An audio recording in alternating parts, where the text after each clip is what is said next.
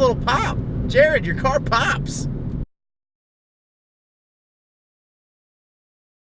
Alright, what's up guys? My name is Zach, and today I'm driving a 2016 Ford Fiesta ST. Up front is a 1.6 liter inline 4, and down below is a 6-speed manual gearbox. And if you want to read more of my thoughts about the Ford Fiesta ST, head on over to carmarshal.com/overdrive, where I'll be writing a full article about the ST and all of its glory. But let's get back to that 1.6 liter. Well, from the factory, it puts out about 197 horsepower at the crank, which is really impressive. But this car has some extra little goodies on it, like a Cobb access port, a stage 2 tune, front mount intercooler, exhaust intake, and a blow off, making this car a little bit more peppy than usual. But we got some open road here. We'll do a little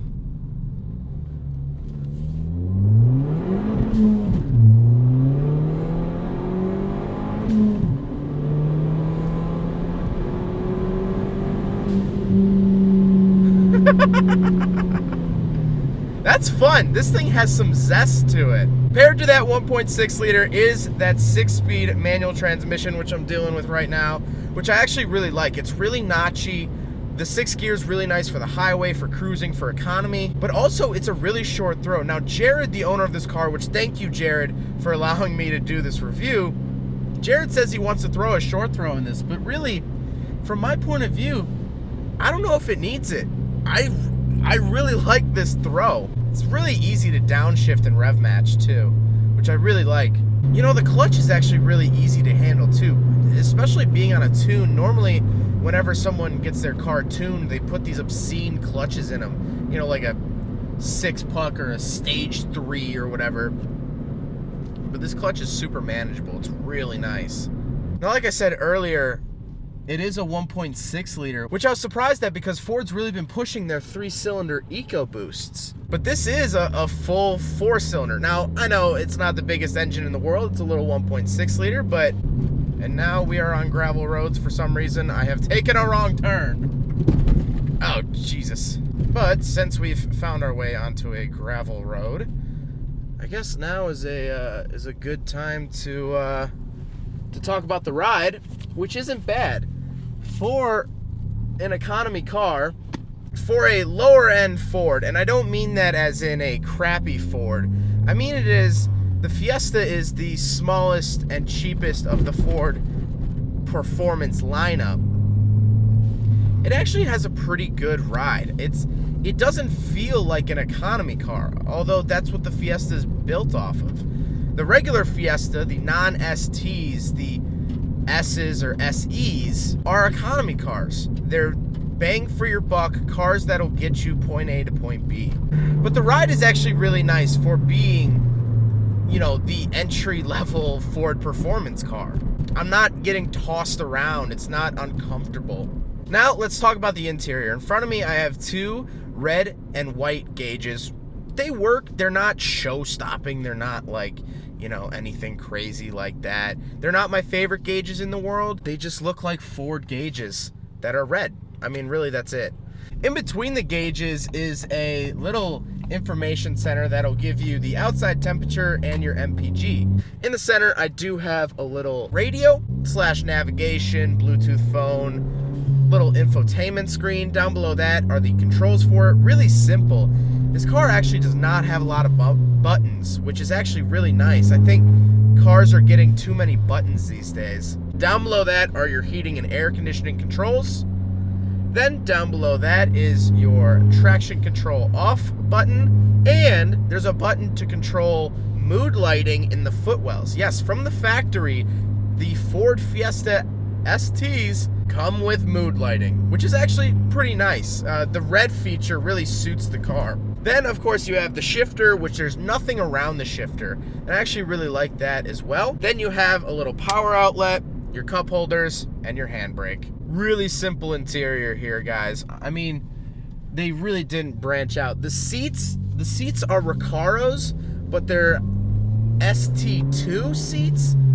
Alright, so as you could probably tell by the sound of my voice in this video, I was a little confused about what ST2 meant, and I went back and looked it up, and actually what it means is that there were different trim levels of the ST within the ST trim level. So you have all of your Fiesta trim levels all the way up to ST, and then there were even sub levels of that. So there's ST 1, 2, and 3, depending on how many options and what packages you wanted on your ST. But these Recaros, fellas, if you're heavier set like me, if you're a bigger guy, these Recaros normally aren't really your friend, and these are okay. They're not the friendliest to bigger guys like us. But can't talk about the interior without talking about the back seats. Yes, this car is a 4-door, 5-seater. Well, good luck, fifth person. All right, let's go try out the back seat. It's actually a very windy day.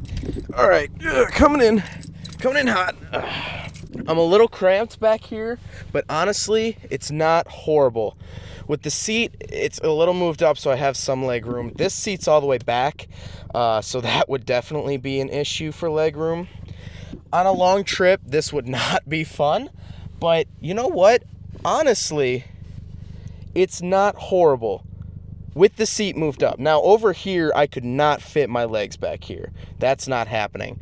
But if you don't have a really mean friend and they move up a little bit, you could definitely seat 4 people in here for some type of road trip or something. And honestly, these seats are pretty comfortable back here. Now, there is a 5th seat belt. No, do not put a 5th person in here. I think that's legally sanctioned as torture by the U.S. government. And should be all governments as well. Do not do that. I do have 1 cup holder back here, so there could be a fight to the death for whoever gets to hold a drink. And there's a little 12-volt charger port with its own little light. That's actually pretty nice. Power windows, do they go all the way down? No, they don't. Headroom is good. It's actually surprisingly good. Now, I'm 5'11", and I'm not having any issues. Trunk looks cool. But yeah, it's not horrendous back here.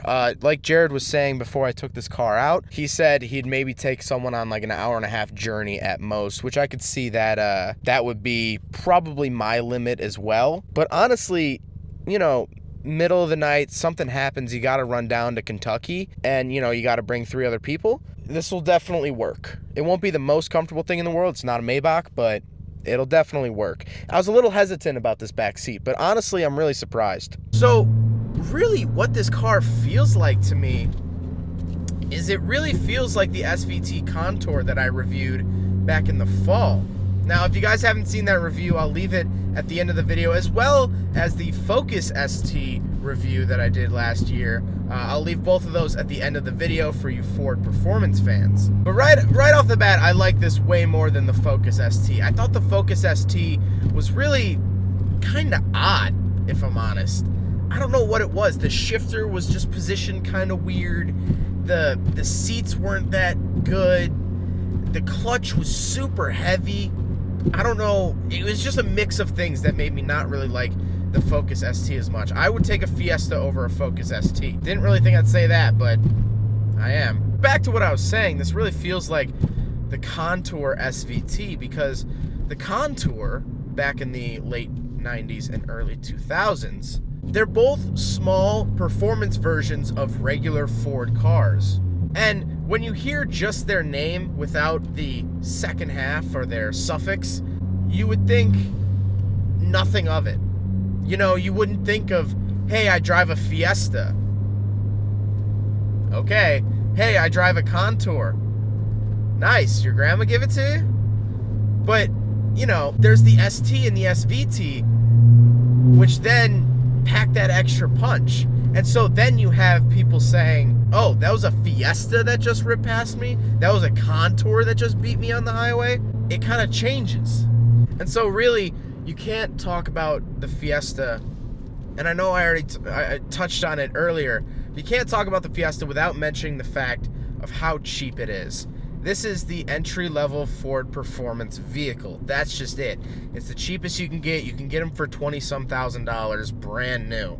And so, if you're a student, if you're just out of college, if you're looking for a second car, this is a really good option. If I was in the market for a daily, which currently I'm not, although my G6 did start to misfire in the Wendy's drive-thru last night.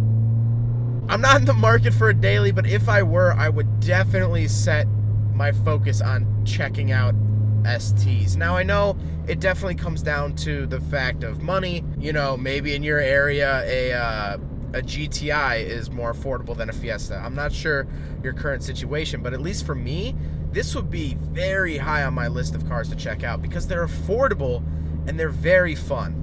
This is the modern day hot hatch. I thought the Focus ST was like the hot hatch, but the Focus ST is way bigger. This is small and this works. That's fun to play with too. I can't deny that. That's fun.